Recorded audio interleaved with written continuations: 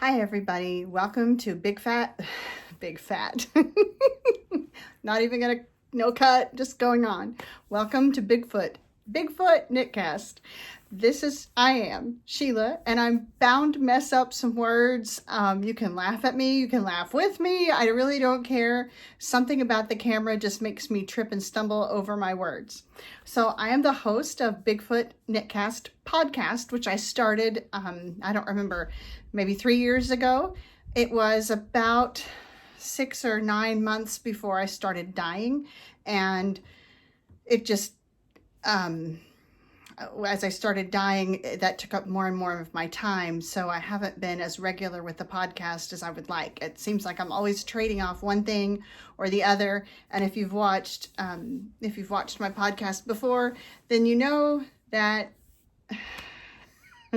I'm just going to trip over my tongue. That's the way it goes. So basically, I just talk with you like you're my friend sitting here with me if we're going to have coffee or tea, except it's just nonstop me talking. So honestly, in person, I'm really not as talkative as you might think by watching the podcast. I'm a little more of the wallflower that goes with the redheaded guy with all the kids, because we have 8 children. And every time I think I'm not going to talk about all my children and family, but it seems to be a remarkable standout point that I have 8 children. So it always comes up. Yeah, so life is crazy. It's always busy. It's like a birthday party 3 times a day. There you go. Honestly, that's why it's called BigFoot KnitCast, and BigFootFibers, because of the snarky lady in the grocery store that looked down her nose at me after her long string of questions about the size of my family, and said at the end, "Do you realize how big your carbon footprint is?" So I just took that, let it roll off my back and laughed at it. And then when I went home, I said, "Honey, we're naming this big brown beast of a Nissan 12-passenger van that we have, which looks like a big square brown box. We're naming this guy Bigfoot." Because I am Native American, so I can get my car tagged with my tribe, so I can get a tribal tag. And because there's not a whole lot of members of my tribe in Oklahoma, it was pretty much assured that I was going to get the tag that I wanted. So, fun fact that even the state of Oklahoma doesn't realize this, but when you get your car like a specialty tag in the Ottawa tribe or the Ottawa Nation, it is not like a normal novelty tag. It is actually your registered normal tag. They have the ability to stick whatever letters and numbers you want in there. Oh, and there's the dogs. The windows are open. It's bright. It's beautiful. It's 72 degrees. We've been sick. Everyone has been sick for the last 2 weeks straight. Today I said, "You're going outside, take your shirts off," the boys, "and play in the sun. Let's get some vitamin D." So because the windows are open, my rat terrier thinks that she needs to bark at every single soul that walks by. I don't know. It might be a leaf blowing by. It doesn't matter. So there we go. So what are we going to talk about today? Let's see if I can do this again. I'm working off no notes, which most of you who have watched me before realize that's a bad plan. But it's either jump in and do it. So progress over perfection, right? That I'm just never going to get it done if I take the time to write the notes out. I'm barely keeping up with knitting. I'm barely keeping up with the business. Somebody today told me, "Hey," they emailed me, and I'm so grateful. "Hey, I tried to sign up for your newsletter, but the link is broken." So when you are a solopreneur, you truly are a solopreneur. You do everything. And on my side, it's everything for dummies. But no, honestly, I was thinking about this earlier today with my first business mentor. She's no longer doing business classes. She was a homeschool mom, and she ran 2 businesses. She was a publisher, owned her own publishing company, and she had some family things. Her parents were getting older, and her husband's parents were getting older, and so she sold it. But the point in all that, I really am rambling now, is that I'm so grateful to her because if it hadn't been for her and her encouragement and her belief in me, because our first little mompreneur class was really small, like 5 or 6 of us, I wouldn't be here today because it's so overwhelming. There we go. I'm wrapping it back around. Do you see that? All of the little things that you have to do as a solopreneur are overwhelming. She taught me how to host my own website, how to build my website, what to look for, what it should, the structure of the website should be like, how to start an email list, all those things that I just had no idea. I didn't even know what to look for in an email service provider. So there you go. If you've tried to sign up for my newsletter, I apologize. I'm going to work on that this evening, probably after everyone goes to bed. And then I'm preparing for homeschool tomorrow as we took an extended break over, well, I guess it would have been the end of January because everyone was sick. I don't know if it was the flu exactly, but it was definitely that viral crud where you're hacking and coughing and fever, headache, sore throat, just the general, not coronavirus. It was not the coronavirus. So yeah, we've got to get back on track with that. But it's kind of, the homeschooling is kind of funny. This is our, we've homeschooled from the beginning, and my oldest is 23. She graduated in 2015. So if you take that, walk that backwards, I don't know, a long time.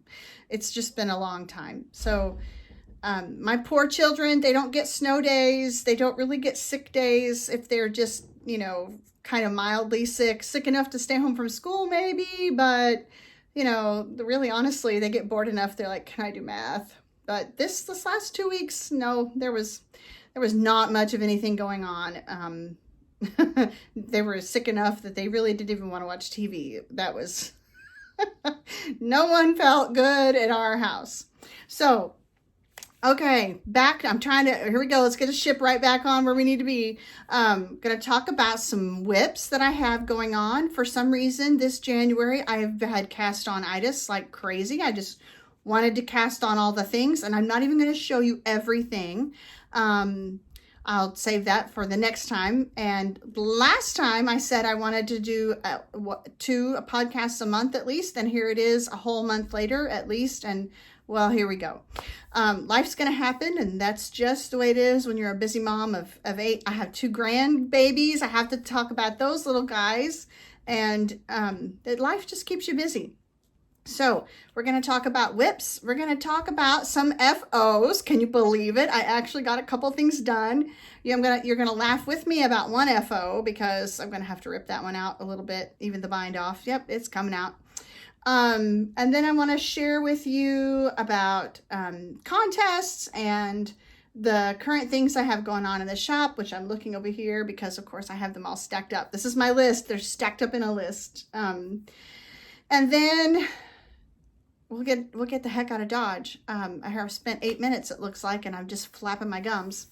If you're not from the South or from, I just want to make a note on that. So growing up, I did not consider Virginia to be the South. And I was reading somebody's post, and I don't remember where, it was on Facebook or Instagram, I don't remember. And they said they had moved to Virginia, but they weren't Southern or something like that. And I thought, how ironic is it that our areas, we feel like change geographically. That anyway, I'm just going to tell you that historically the Mason-Dixon line is above Virginia. So Virginia is part of the South. Don't want to burst anyone's bubble, but I just thought that was funny. And then I want to talk about how I am storing my patterns. So I'm gonna lead off with that simply because it's fresh on my mind, and I think that was what I was thinking about today with my business mentor. And then I've taken so Terry Johnson was my first business mentor, and God love her and bless that lady because she blessed me over and above and abundantly. But one of the things that the very first thing she taught us was not to rely on Facebook or Instagram or any other social platform, or really honestly, any other company's platform to get in touch with your clients, your customers, because quite honestly, this, and I'm quoting her, paraphrasing her, Facebook could shut down tomorrow. And then how would you reach out to the people who buy stuff from you? You couldn't. It would, if that's the only thing you rely on. The same thing goes for Instagram. And quite honestly, even though I run my website through Shopify now, if Shopify closed down tomorrow, I still self-host my own. I still have my own website built. It just redirects to Shopify. So if Shopify shuts its doors tomorrow, other than owing me a few deposits, there's no big deal. I say no big deal because I'm not a web person. I do know how to do that. It just takes me a little longer because my family is large and I don't have the exact amount of time to spend that maybe a professional web person would. Don't get me wrong, I'm not a professional anywhere close to the level of professional, but I can make it functional, and that's all I really needed. So the point in that was, I've been thinking for a long time about pattern storage, and quite honestly, I got really lazy and I had almost all of my patterns just stored in my Ravelry library. And so whatever your opinion of the kerfuffle that happened back in June and all last year, the stuff that went on, it made me realize that I was being lazy and I was not taking control of my pattern library, just like Terry taught me to have control over my client list. So it's been on the back burner for a while because my library was over 250 patterns.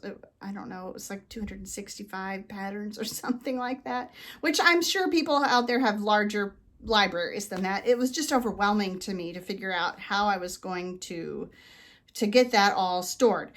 Because quite honestly, you can't rely on an app to be there forever. Google Drive is not a bad option, but all I'm saying is, just like with those client lists, or even think about your pictures, your digital pictures. I lost 3 years of pictures because a hard drive, my PC hard drive crashed. And that's gut-wrenching. It's heart-wrenching. It's sad. My little guy that's 8, the first 3 years of his life are gone. My youngest baby is 4. And so we started looking at other ways to house that photograph library. Quite honestly, I'm an analog girl, and I really like having my analog photos on paper and being able to go through them and physically sort them into the books that I want them in, and physically have them in the photo storage. When they're out in the cloud, they are in the cloud. You don't see them, you don't think about them. And then when that drive crashes or that photo storage place closes down, the photo storage website or wherever you're keeping them, or they have a glitch and they wipe out part of your pictures, and I've had that happen too, it's gut-wrenching. And they say they have great tech support, but I'm calling out iFi here, but when you lose 6 months worth of pictures and they can only restore parts of each digital file, it's just, so there we go. Your digital pattern library is not much different. You paid for it. I mean, some of them might have been free, but it's still something that you own and you might want to knit from later, or you want to pick it up later and just see what was in style. I don't know. But the point in that is 260 some odd patterns needed somewhere to live. And because I had some of the other things on the front burners, that just got shoved to the back. So this last couple weeks, I've taken charge of it, and this is what I've done. I hope it helps you. It's always been easier for me to edit than to invent. So rather than reinventing the wheel, just taking something that someone else is doing and tweaking it. You may think I'm overkill. That's fine. A thumb drive may be great and all you need or feel like you need, but quite honestly, those thumb drives, So I'm the lady that everything in the world, if it's going to happen bad, okay, Murphy's Law. My last name should be Murphy. If it's going to happen, it's going to happen to me. We had a house fire when I was in high school, my junior year, and it was a total loss. So all of my baby pictures and those kinds of things, just little keepsakes, stuffed animals, I don't know, things that you keep over the years, all that was gone. So thumb drives, while they sound great, unless you're keeping them in a safe deposit box off property, or unless you're keeping them in a fireproof safe, those are failable. Fallible. They can fail. That storage backup system can fail. I do use a thumb drive. Your hard drive can fail, even if you back it up to the cloud. Don't trust someone else's cloud. You know, Google's opened up a whole nother, I'm pointing, like you have any idea where I'm pointing. Here in the Tulsa metro area, Google has opened another, I don't know, 40 million feet of a storage. It's basically a big warehouse where they keep their servers. And that building could burn up. You just don't know. So all I'm saying is have more than one way to have your things, your patterns stored. A thumb drive, a hard drive, Google Drive, Knit Companion. So I have all 4 of those ways. If Knit Companion fails, if Google goes under, I can't imagine. But I mean, honestly, who could imagine AOL going under? I know they're still out there clocking along, but really, times change, and they change very fast. Anyone remember 8mm VHS tapes? Stuff just it goes, and quite honestly, data transfer isn't super reliable. It's supposed to be, and I'm not going to argue the finer points of that. I'm just saying that as Murphy's great-great-great-great-granddaughter, it's going to happen to me. If for some reason there's going to be a virus that's going to chew it up, it's going to happen to me. So I usually use more than one way to back things up, like I was talking about with pictures.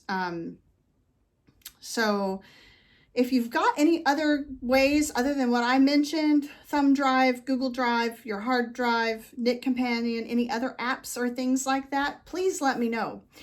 I'm always looking for a way to catalog things. As a homeschooler, I have a very large home library, and by very large, I mean I probably have more books than some small school systems, and not textbooks, but literature. And so I'm always looking for a great way to store those things. And quite honestly, in living in Tornado Alley and having gone through a house fire when I was in high school, that kind of stuff is just always in the back of my head. In the spring, we're in February now, so a tornado wouldn't be unheard of. We had one just back in December.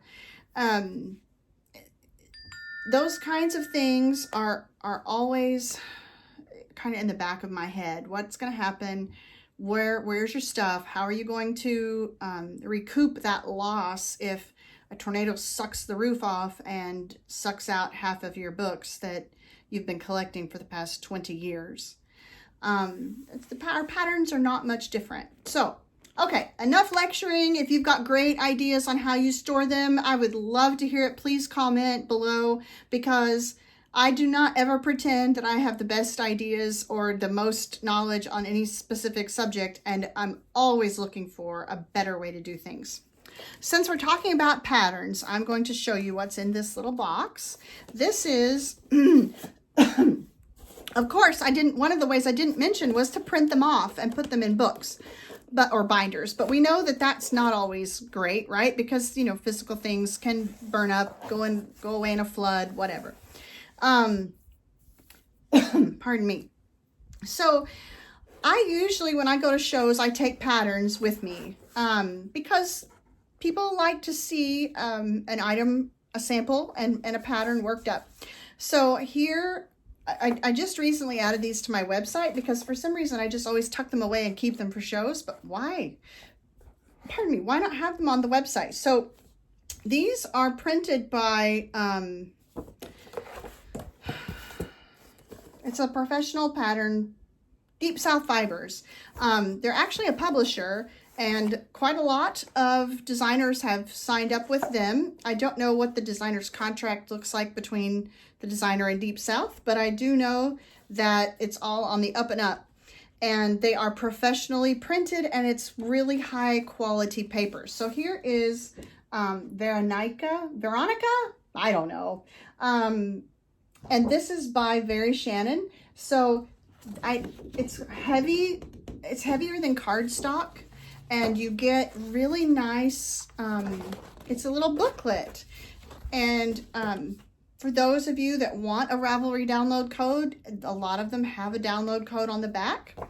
And I have several patterns on the website. You can go check those out. Here's one that I'm intending on doing soon. It's Gramps. Isn't that the cutest thing? That's by Tin Can Knits. And I'm going to learn brioche. I really am one day. So anyway, I keep these for shows, but I said, why not? Why not put those on the website? There are maybe old people like me that like analog, and they really enjoy having that in their hand. And sometimes printing from your home printer isn't really cost effective, quite honestly, especially not with that high quality paper that there is. Okay. Next, let's do some FOs. Are you ready for this? I know I don't ever have a ton of them. Most of the FOs that I tend to come across or happen to have are knit by a sample knitter because, dadgummit, I just don't have time. Okay, here we go. Drum roll. Oh, these are, I think the pattern is actually by Tin Can Knits. These are knit in...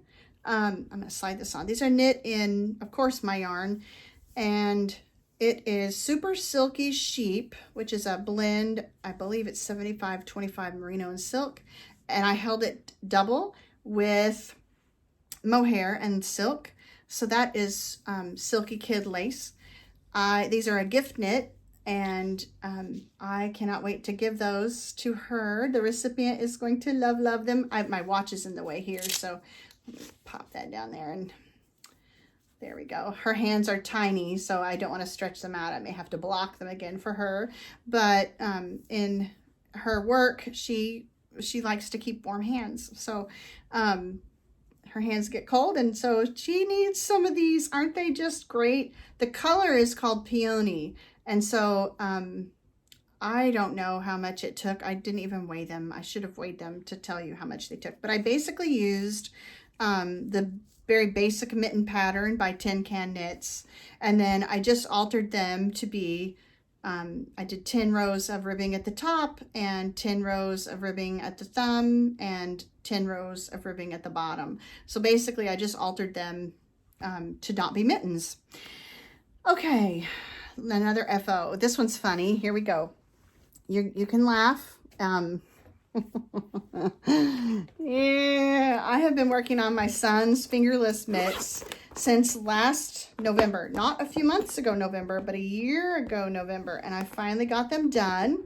And he was excited. I was so excited because, bless his heart, I don't know if you remember or if you heard, but, well, I said it was an FO. It's a hoe. It's a half object because I've got to rip this back out. But he smashed off the tip of his left index finger while he was helping me to load up for a yarn show in Texas. So it was East Texas Fiber Festival. And I mean, literally, I was 30 minutes away from, we were wrapping up, loading up, and that canceled that show because he smashed off at a diagonal that part of this finger, and really what it did was it smashed it off. It didn't cut it, and so he had emergency surgery, which actually we set in the ER for 8 hours and then another 4 hours in a room, and he bled way too much. And I'm sorry if it's too much information, but I still have mom guilt and mom anger over that whole scenario, the way that played out. But the doctor took his fingertip off just past that first joint. So it's there, right about there. And so he asked me to make him fingerless mitts. the little turkey. So I did, and this is the left one, and I made him the left one first so that he could obviously wear it, because that hand, his hand is, now it's as big as mine, but a year ago it wasn't. So that knuckle, it came up just almost to cover that knuckle. And these are the dragon hide mitts. I'll post a picture at the end and tell you who they're by. But the back of that is supposed to look like dragon hide. So that's I made the teen size, and they're perfect fit for him. If I don't hurry up and get this one done, his hand's going to be too big because he's catching up on 15 now, 14 going on 15, right? Well, if you can see what I did here, this is the thumb, which I haven't finished, and this is my bind off, which I'm going to rip out. I'm going to rip out all of this ribbing because can you see the problem? Besides the fact that that one's a little more worn, that's not just nice tight stitches. What I actually did was I needed to do one more row of the increases, because it's basically an alternating where you knit front and back, and then you come back and you knit two together and you knit front and back. And I needed to knit front and back here instead of knitting just one. And so I have half the number of ribbing stitches on here that I need. And for some reason, it also looks like it's a lot taller to me. I mean, you can see that over the edge there. So I needed to back that off a little bit anyway. I don't know. That's what happens when you pick up a hoe after a very long time of not working on it. And you go, oh, you find the mistakes in the first one, and then you don't wind up knitting it quite the same. So maybe what he needs, because he wore this one so much, it's kind of frumpy looking now. Maybe what I need to do really is finish this one and then knit him another one. It's the never-ending hoe. Half object, right? Right? Okay. So you can laugh with me or at me, I don't mind. And as you can see, I still have a ton of that left, so it definitely will do another mitten. I had planned on maybe knitting him a hat with that, but his head's grown too. If you can imagine a 14-year-old's head growing. And so I don't think there's enough in there. Okay, so let me talk about the boring whip first. This is the most boring whip because it's just socks. And if I've already shown this, I don't remember if I did last time or not. This is some of my absolute favorite sock yarn. It's all tangled up, of course. It is BFL, and I almost told you that the name of it is Brilliant BigFoot Sock, and it is, but I'm going to be going through this first quarter of this year and renaming a lot of my bases, not because I just to cut down on confusion. I'm going to be going through and doing like a couple of tips on how to choose what fibers to choose for what projects. And so that made me think I need to be a little more clear on bases and what they're for. So in other words, I don't want to call something sock yarn if it really wouldn't be appropriate for socks, even if it's sock weight. Does that make sense? So it actually is appropriate for sock yarn. It is BFL, which is British Blue-Faced Leicestershire, Worcestershire, Leicester. It's British Blue-Faced Leicester. And honestly, it is one of my absolute favorite fibers to knit socks in. So here you go. That is just the little toes there. This is Grumpy Old Troll colorway, and it's knit on BFL. So it's, I think it is mostly BFL with a little bit of nylon in it, but you honestly don't need nylon for BFL socks because BFL is so strong. It's it's almost as soft as merino, but unlike merino, it doesn't pill. It has a little bit longer staple, which what that means is the hairs are a little longer. They're not quite as fine, which was why it doesn't feel quite so soft. It's a touch rougher to the hand, but honestly, it is, I wear it around my neck. It's not scratchy like you think of like a farm wool. Okay, so there's that. This is my mindless knitting project that I'm going to be watching. Knitting as I watch the new show that I started watching, which is Crash Landing on You. You might know or might not know, One Punch Man is one of my absolute favorite. It's an anime, but I don't watch a ton of anime, but that one I actually like. And then as far as K-dramas go, I'm not a big fan of K-dramas either, but I actually really liked this one. And I started watching it because of the actor that's in it, because I watched Memories of the Alhambra. And if you've not watched it, and even if you don't like K-dramas, and I watch everything on subtitles anyway, because I'm going deaf. So that's not a joke. I have tinnitus and I can't hear. So I watch everything on subtitles. So the Korean, the English subtitles with them speaking Korean doesn't bother me a bit. But I really enjoy that actor. And when it came out, I'm actually only one episode in, but that's what mindless sock knitting or mindless knitting is great for, right? It's for those kinds of shows where you actually have to read the subtitles, you have to pay attention. Okay, rambling is bad for me. I've noticed I'm at the 31-minute mark, so I better get to flapping those gums faster. Okay, so here I want to talk about one project that I cast on, and I'm so glad I did, but I'm not to the point that I want to show you yet, so I'm not showing it to you, but I'll talk about it. It was the boathouse sweater by Marie Green, and it is knit in a non-superwash wool, so it's got a little bit rougher hand to it, but it's perfect for color work, and it's such a cute pattern. So it is, that's another reason why I'm kind of revamping my bases, because as I add them in, I just want to clarify kind of what do they fall under. So this is it's a new base called Papa Squatch. I won't be showing you, but it's 100% non-superwash Highland wool, Peruvian Highland wool. And it is a little rough. I would wear it against my arms. You might need to wear like a t-shirt underneath it, or like a button-down collared shirt, but it is definitely going to be a beautiful sweater and a lovely garment to wear. I'll show you when I'm almost to the color work section. I think I have 3 more rows, and then once I start working some of the color work, I'll show you, because right now it's just kind of boring yoke stuff going on.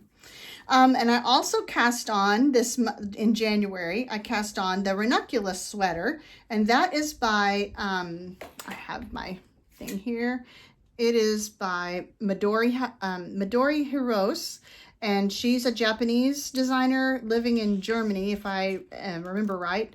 But or Knit Cafe Midori is another one of her names. Here is a picture of that, and it's just a one-size-fits-all with a larger bust modification. I think she's got that, and she's got great videos.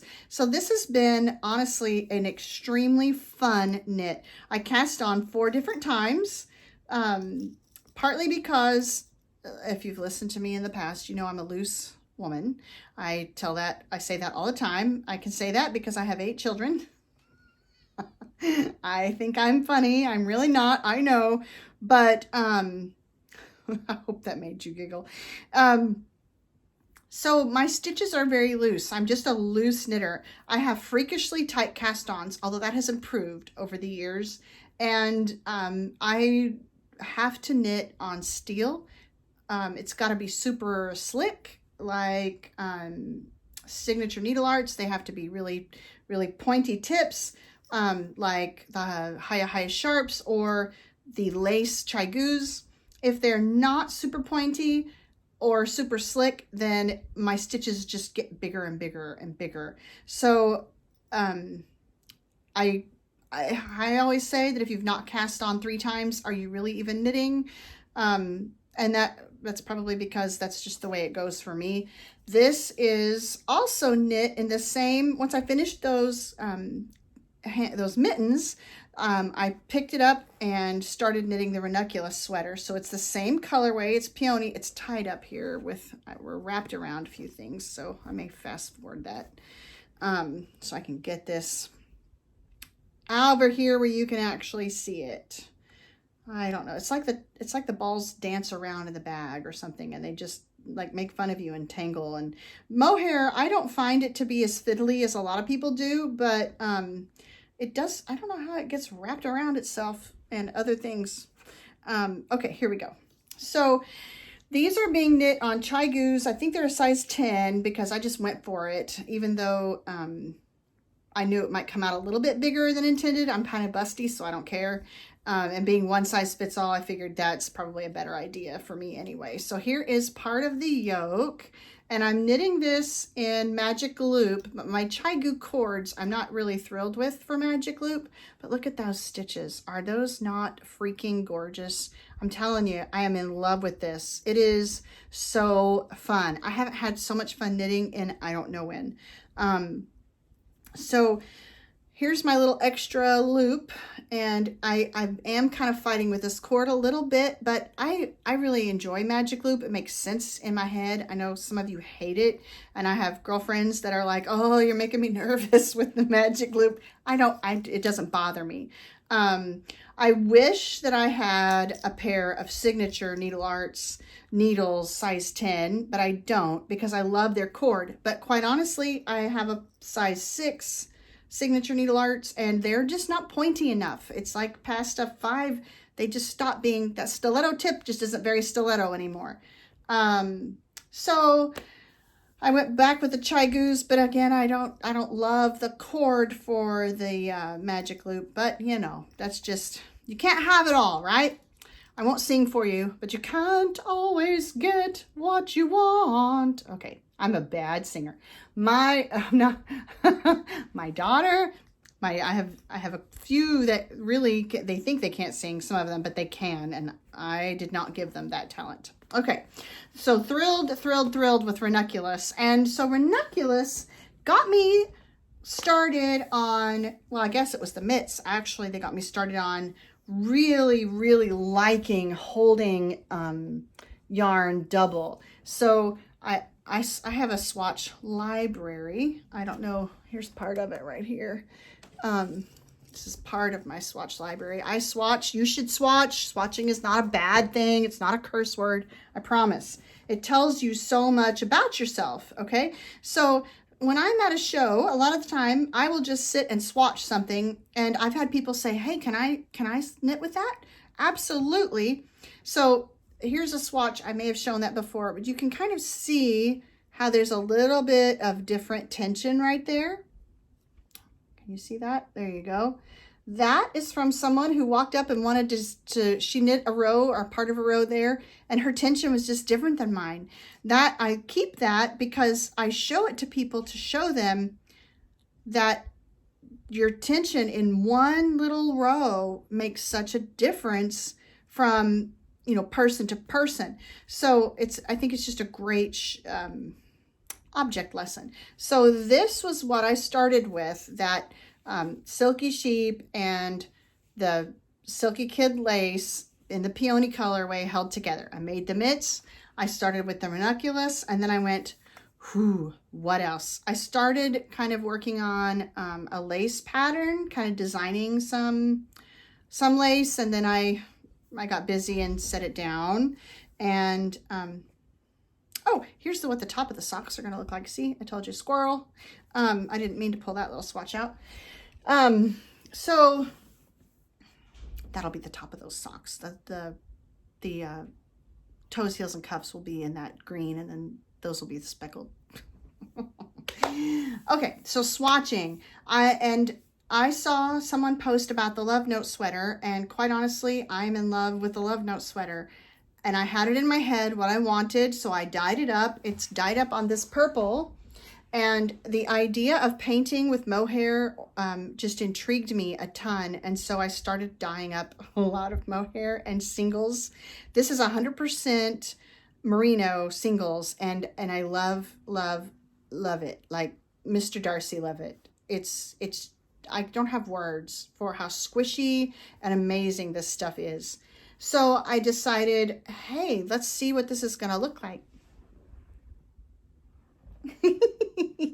What is this going to look like? And I just had it in my head that this silver mohair, which is called Hi-Ho Silver, was going to look just amazing with it. And I just was convinced that that was going to be it, and the buck was going to stop there. And I swatched it and went, let's see if you can see that a little.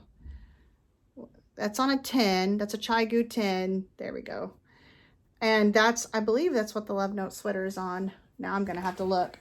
So Love Note is by Tin Can Knits, and they have a whole blog post on painting with mohair, and though mohair and singles seems to be kind of the hot thing right now. Well, I don't really mind if it is. I'm actually really excited about it because I love it. I mean, I can't begin to explain how satisfying that feeling is in your hand. I know people get scared away from singles, but I'm telling you, mixed with that mohair, it is going to be, it's light, it's airy, it's fluffy, and it's strong at the same time. So gauge is 16 stitches and 24 rounds and 4 inches of stockinette with a US size 7 for ribbing and a US 10. So that's why I swatched that in a 10. And it's going to be gorgeous, but this wasn't it. This wasn't it. This was not the tea. So that wasn't what I was looking for. So I swatched some more because that's what you do, right? I mean, the next one that I swatched, and these are all just kind of, they've all been blocked, but they're kind of floppy. The next one that I did was this mohair in Tealius Teal. And I held that double with this purple, and this is what the result was. And it's so airy here. Let's go backwards there. Well, it would help if I were showing you the right side, right? Okay, there we go. And that I like that a lot, but it's still not it. That's not quite what I was looking for. I do like it a lot, but it's not what I have in my head. And then, so I started playing with dyeing, and I just started having some fun, because a lot of the time for me, if I'm putting a lot of pressure on myself by, I gotta get this right, I have to do it, you know, I only have so many skeins to play with, so I have to get this right. That's not how it works for me. I have to just kind of relax and let loose and just see what other fun things come out. And the funny thing about that is I have like a couple things that in my mind I wanted to get done that were kind of top priority, and here I am playing with mohair and playing with singles, and that's not really what I intended on doing. But that's okay, because what I find is that creative project is on the back burner, and it's bubbling back there. It's percolating, so to speak. And so I have a couple things percolating right now. Not only this, where is my perfect combination, but also this completely other different dye project that I have going on. Okay, so here is, I hope you guys can see that really well. There we go. Here is Orange Crush held together with Tickle Me Pink. Is that right? No. Yes. No. I don't remember. It might be Hot to Trot. I don't remember what I called it. I'm sorry. But I don't remember if it's Tickle Me Pink or Hot to Trot. I think I may have boo-booed there. But anyway, those are those two held together. And I'm sold out of this one. But so Orange Crush and Pink something. And that's what those guys come out looking like. Now that looks to me like, I don't know. It's perfect. I don't know. It's just perfect. I love it. It's summer. It screams all the fun things about summer. Okay, and then I have two more that I've swatched and finished. This one I thought was going to be the one, and it's not. But I like it a lot. It's just not it. This is, come back, Seaweed. Get my little face out of the way. There we go. My light is leaving, so I may have to break this up. Seaweed and this pink held double. And that's what you get there. Isn't that lovely? And then the one I'm on right now is, I'm going to knock everything over here. This is Seaweed and Peony held double, and this is what I'm working on. It's not finished, so I'm sorry. I only started on it today, but you can't really even see it. I'll have to show you later. But I am, hide me. Here we go. I love this one. I don't know if it's it or not, because quite honestly, I really want to do this one. So I don't know. I may just dye a dark purple mohair and go for it. We'll see. But I'm really liking this combination right now. It's not what I had in mind, but maybe I'll have to knit too. You guys can, when you pick yourself up off the floor from laughing because you know I'm a slow knitter and I don't get things done, unless it almost seems like I have to hand them off. So here's some other of in order to get them finished, I have to hand them off to get them finished. Here's some other mohair combinations that I've been playing with. So you saw the Tealius Teal. That one is I really like that one. And then here is a really, let me show you. Where did he go? Hi-Ho Silver held next to, there he is. And my ball rolled into the trash. My pink fuzzy ball rolled into the trash. So this one is, I only work in black.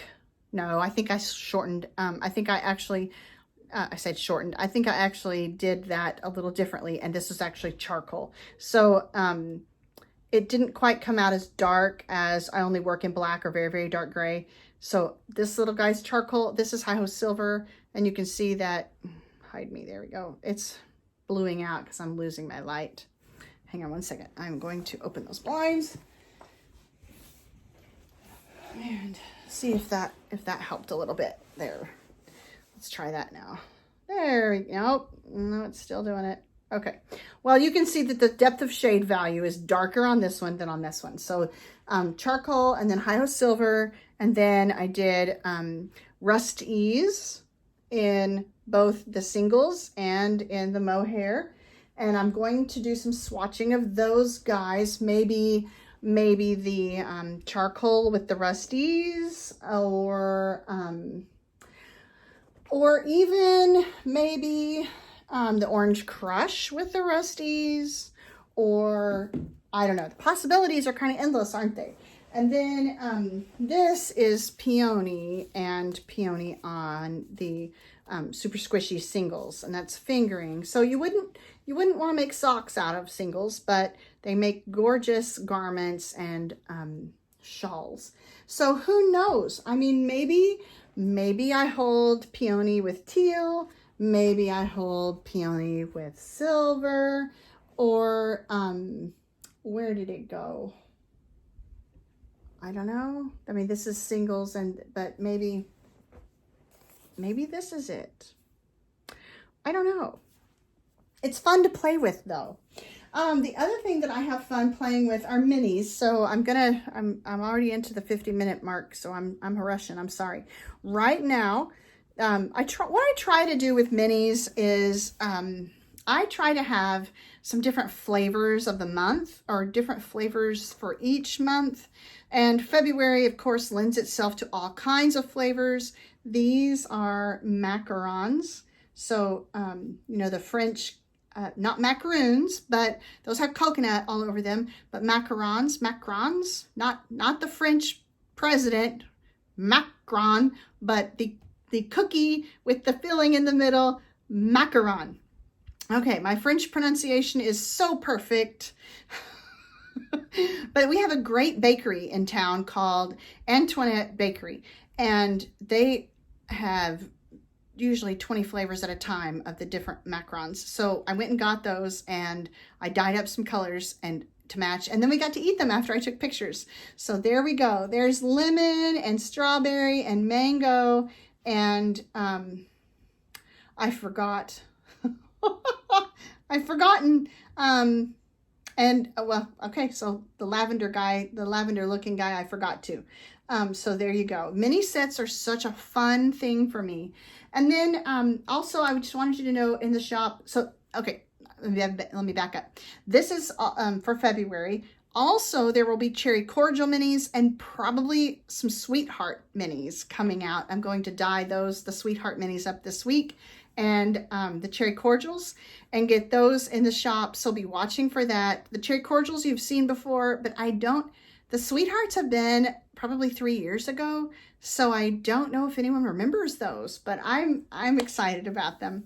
And then as far as minis go, I have some mini grab bags, and these are fun. What I did was I always dye up extra advent kits, and when I have those left over, people love getting at shows and just even online, they love getting grab bags because it's a great way to add to your minis. So if you're doing any scrappy projects, scrappy hats or socks or blankets, temperature blanket, you name it, these are good for that. So what I did with these are micro minis. They're only 10 grams, and I packaged them up 10 to a package.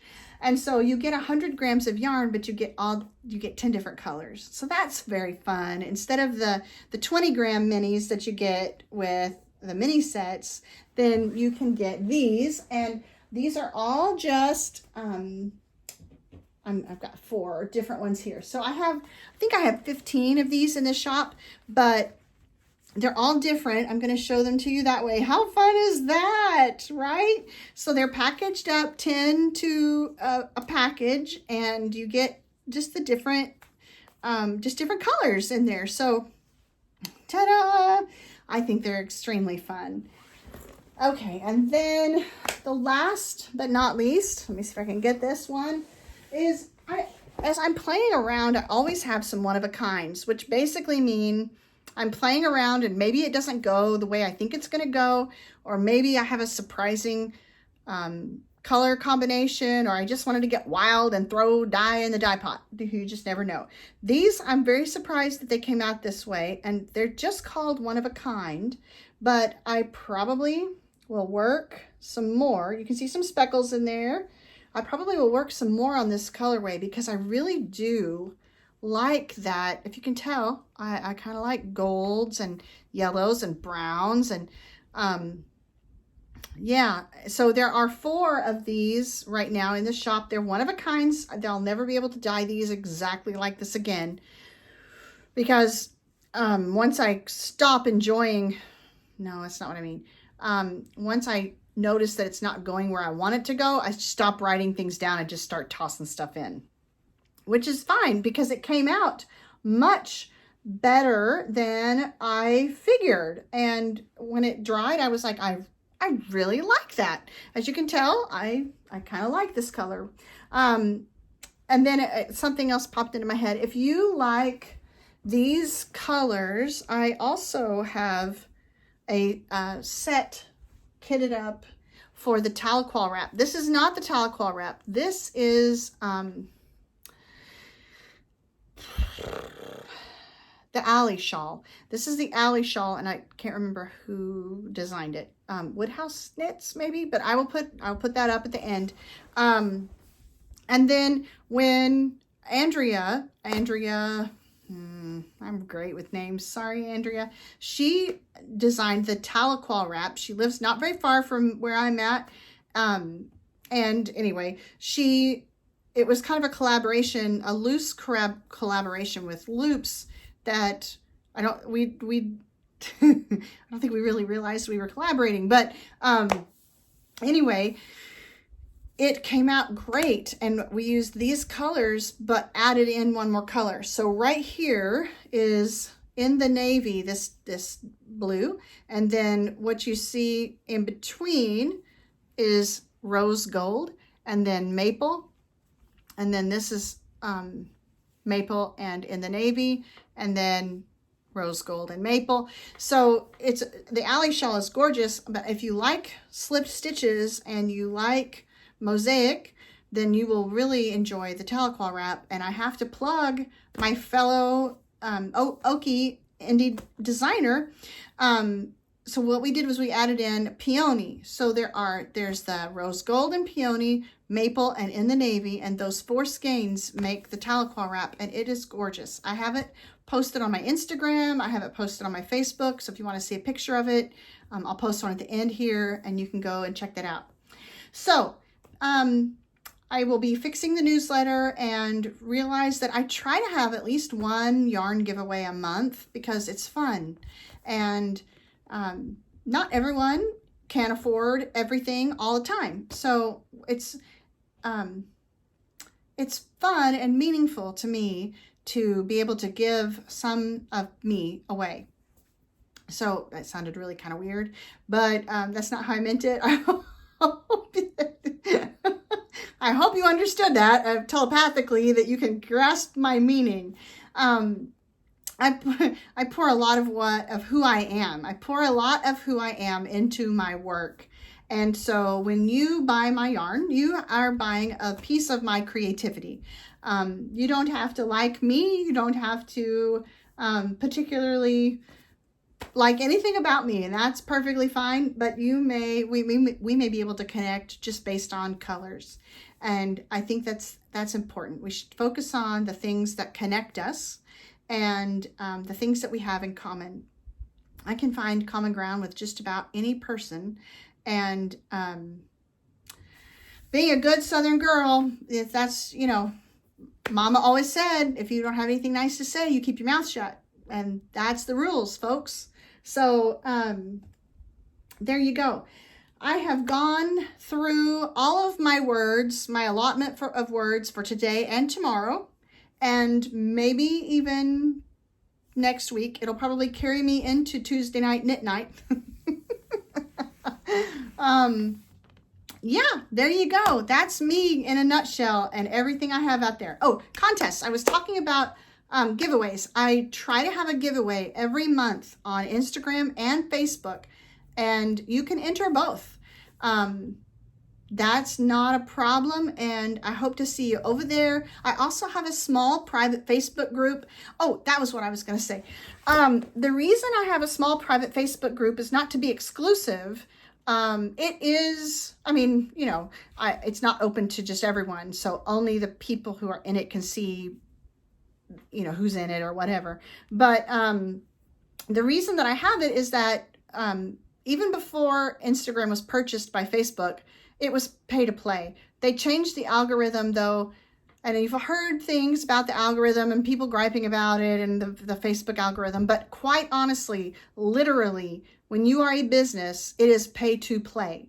So the algorithms for both Facebook and Instagram are programmed on purpose to withhold your content, my content, from you unless I pay to put it in front of you.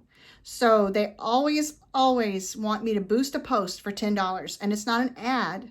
It is a boosted post. It means that, hey, it's extortion. It is literally extortion. If you want us to show your followers your content, then you're going to pay to do it. So one of the ways around that is by starting a Facebook group. And pretty much the content in the Facebook group is it's a little more personal, but it's almost the exact same as what I put out on the Facebook page. But the difference is when you're in a group, you're a little more likely to see it unless you set your notifications, when you're clicking the follow, to see first. Because if you don't do that, I can pretty much guarantee you 99.9% you're not going to see it. It's just one of those things that Facebook has, and Instagram being part of Facebook, they manipulate the algorithm, and honestly, they have every right to do it. It's their platform. They own it. So they hold us hostage, us business owners, if we don't pay. Now you may say that's horrible and it's wrong, and whatever the opinion is, right now it's perfectly legal for them to do that. But the sad part of it is you don't see it unless I pay to have it put out there in front of you. There's my 19-year-old. So there's a couple tricks. If you're wondering where content is from your favorite people that you follow, and I don't mean, your friends, although sometimes I think it gets that way too. But maybe you follow a specific designer, or you follow another indie dyer, and you're going, I haven't seen anything from them in a long time. And you go to their page, and lo and behold, there's 50 posts you've never seen. That is what is going on. It's been dubbed shadow banning. It's been dubbed all these things, but really it's just extortion. Now extortion is illegal, and this isn't. So I'm calling it extortion, but it's pay to play. If you don't pay, then your posts aren't going to be seen by your followers if you're a business. So, hey, there you go. If you want to support small indie dyers, small indie designers, bag makers, stitch marker makers, any makers that you like, and you want to support them, the best way to overcome some of that algorithm bias, pardon me, is like their posts. Share their posts, comment on their posts. Then that tells the algorithm, hey, people are looking at it, and it will show it to more people. It's like the most stupid, downward or upward spiral with a negative or a positive feedback loop. So it is what it is. They're not going to listen to me, or frankly, all of us, if we all banded together. They're still not going to listen. It was designed that way. It was set up that way. If you remember a few years ago, as soon as 3 or 4 years ago, Facebook was still telling all the businesses to push people to like their pages. And then once all of the businesses got all the people to follow them and like them, then they took that and said, hey, businesses, if you want us to show your content, you're going to have to pay. So again, like I said, it's their business and they can do whatever they want to, but I personally want you to be able to see if there's a contest going on or a yarn giveaway. And so it sounds vain or self-serving for me to tell you, like my page and set your notifications to see first, but the chances of you seeing it if you don't do that are very slim. And just like in the cloud, if something's not right there and you don't see it all the time, you forget about it. And Facebook knows that any marketing 101 is going to tell you that you want to be, seen, or people forget about you. So they know that businesses are going to pay to boost those posts. And it's not the same as an advertisement post. It's just, yeah. Okay, I'm off my soapbox. Literally, I've stepped down, no longer on the soapbox. And I hope you guys go and enter in. Today is Super Bowl Sunday. Some of you may want to be watching this instead. But it's also kind of a special day. It's Palindrome Day, where we are 02/02/2020, which is fun. But the other thing that is remarkable about today is that we are in the 33rd day of the year, and there are 333 days left of the year. So there's your math geek information for the day. Yeah, as you can tell, I need a drink of water, and I've talked myself hoarse. So, yeah, okay. If you have any questions, you're always welcome to email me at BigFootFibers@gmail.com. If I run out of something, you are welcome to email me and say, hey, I want a sweater quantity of this, or I needed 3 and you've only got 2. I'm more than happy to accommodate you. Quite honestly, it was one of the reasons I started dyeing, was that, wasn't it Beverly Clearly? I'm going to get that wrong. I think it was Beverly Clearly that said, if you don't find the book on the shelf you want, then write it yourself. So I think I have that wrong. Maybe not. I'll find the right one and I'll post it. I just correct myself all over the place. So yeah, there you go. I can't wait to hear from you. And again, feel free to pop on over and join those contests. And if you don't get in on this one, don't worry. I'll do it again. Just keep watching. You might have to set those notifications to see first. Sorry. Oh, goodness gracious. All right, y'all have a great week. And I hope everyone stays well. I hope that that you do not get what we've had. And I hope you're having a great new year.